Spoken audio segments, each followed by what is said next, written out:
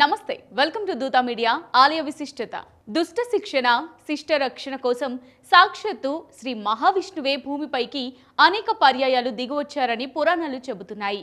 ఆ శ్రీనివాసుని 21 అవతారాలలో అతి ముఖ్యమైనవిగా మత్స్యావతారం, కూర్మావతారం, వరాహావతారం, నృసింహావతారం, వామనావతారం, పరశురామావతారం, రామావతారం, కృష్ణావతారం, వెంకటేశ్వర అవతారం, కల్కి అవతారాలను పేర్కొంటారు. అయితే ఈ దశావతారాలన్నీ ఒకచోట ఉంటే అది ఆధునిక ఆలయం అయితే ఎలా ఉంటుంది? ఊహించుకోవడం సులభమే అయినా ఒకే చోట నిర్మాణం అంటే కష్టమనే ఆలోచన కలగకమానదు.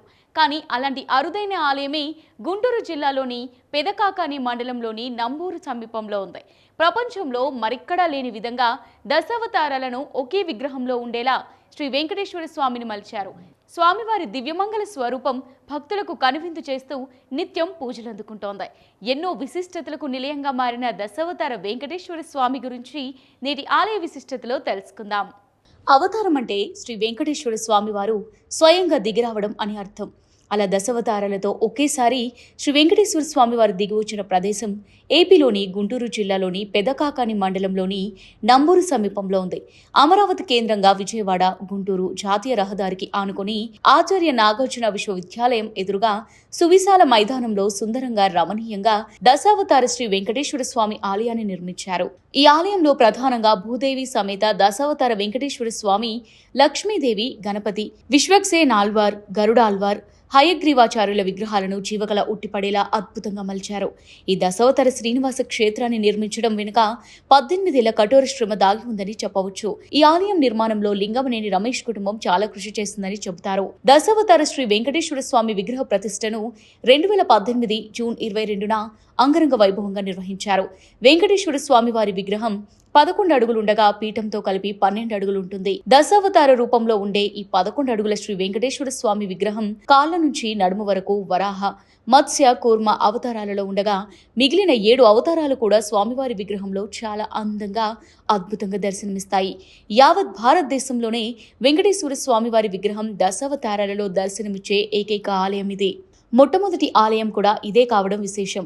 స్వామివారినే కాకుండా ఇతర దేవతామూర్తుల విగ్రహాలను కూడా ఇక్కడ ప్రతిష్ఠించారు. అలాగే ప్రధాన ఆలయానికి మరో 4 ఉపాలయాలు నిర్మించారు. వాటిలో మహాలక్ష్మి, గణపతి, గరుడ అల్వార్, విశ్వక్సేనుడు స్వామివారి విగ్రహాలను ప్రతిష్ఠించారు. ఈ ఆలయం మొత్తం నిర్మాణం ఆగమ శాస్త్రం ప్రకారం గణపతి సచ్చిదానంద స్వామి పర్యవేక్షణలో జరిగిందని చెబుతారు. విగ్రహాలు మలిచే స్థపతి నుంచి ఆలయాన్ని నిర్మించే శిల్పి వరకు ఇలా ప్రతి ఒక్కరూ ఆగమ శాస్త్ర ప్రకారం పనులు పూర్తి చేశారు. ప్రముఖ శిల్పి రమణ శ్రీవారి రూపాన్ని చిత్రలేఖనం గీయగా కర్నూలు జిల్లా ఆళ్లగడ్డకు చెందిన శిల్పి వి సుబ్రహ్మణ్యాచార్యులు రాతితోనే ఈ ఆలయం నిర్మించడం విశేషం. శ్రీనివాసునికి ఎదురుగా ధ్వజస్తంభం ఉంటుంది. సమీపంలో గరుడాల్వాల్, గణపతి ఉపాలయాలుంటాయి. ఈ ప్రాంగణంలోనే విశ్వక్సేన ఆళ్వార్ విగ్రహాలు రమణీయంగా దర్శనమిస్తాయి. ఈ మండపంలో లక్ష్మీదేవి ఉపాలయం ఎదురుగా మత్స్య, కూర్మ, వరాహ, నరసింహ, వామన అవతారమూర్తులను, గణపతి ఉపాలయానికి ఎదురుగా పరశురామ, బలరామ, రామ, కృష్ణ, కల్కి అవతారమూర్తులను, ఆలయ మండప సాలహారంలో కేశవాది 24 మూర్తులను చాలా అద్భుతంగా అందంగా అమర్చారు. శ్రీ వెంకటేశ్వర నృసింహ, వరాహ ముఖాలతో వామన, పరశురామ, రామ, బలరామ, కల్కి అవతారాలు ఆయుధాలుగా నెమలి పింఛం శిరస్సును ధరించి మత్స్య, కూర్మ అవతారాలు దేహంగా దాల్చారు శ్రీవారు. విలక్షణమైన ఏకశిలా విగ్రహంగా రూపుదిద్దుకున్నారు వెంకటేశ్వర స్వామి వారు. శ్రీ దశావతార వెంకటేశ్వర స్వామి మంగళ స్వరూపాన్ని ఎన్నిసార్లు చూసినా తనివి తీరదు. ప్రాంగణంలో ఉన్నంతసేపు స్వామివారిని మళ్లీ మళ్లీ ప్రత్యక్షంగా చూడాలని కోరిన కోరిక భక్తులకు కలుగుతూనే ఉంటుంది. స్వామివారు పాదాలు మోకాల వరకు మత్స్యావతారంలో దర్శనమివ్వగా నడుం వరకు కూర్మావతారంలోనూ కనిపిస్తారు. శ్రీనివాసుడు నృసింహ, వరాహ అవతారాలతో త్రిముఖం నయన మనోహరంగా దర్శనమిస్తుంది. స్వామివారు 8 చేతుల్లో ఒక్కొక్క అవతారానికి సూచికగా ఆయుధాలను పొందుపరిచారు. వామనావతారానికి సూచికగా ఒక చేతిలో గొడుగు అమర్చగా, రామావతారానికి సూచికగా బాణం, విల్లు ఉంచారు. అలాగే పరశురాముని అవతారానికి సూచికగా గండ్రగొడ్డలిని, కృష్ణావతారానికి సూచికగా నెమలి పింఛం ఉండేలా జాగ్రత్తలు తీసుకున్నారు. కల్కి అవతారానికి సూచికగా ఖడ్గంను, విష్ణుమూర్తికి సూచికగా శంకు చక్రాలు మరో 2 చేతుల్లో అలంకరించారు. ఇటువంటి అద్భుతమైన విలక్షణమైన దశావతార రూపంలో ఉన్న శ్రీ వెంకటేశ్వర స్వామి ఆలయం బహుశా దేశంలో ఇదే కావడం విశేషం. మరి ఇంతటి సుందరమైన స్వామివారిని దర్శించుకోవడం కూడా సులభమనే చెప్పాలి. విజయవాడ గుంటూరు జాతీయ రహదారి మీదుగా ఆర్టీసీ సేవలు అందుబాటులో ఉంటాయి.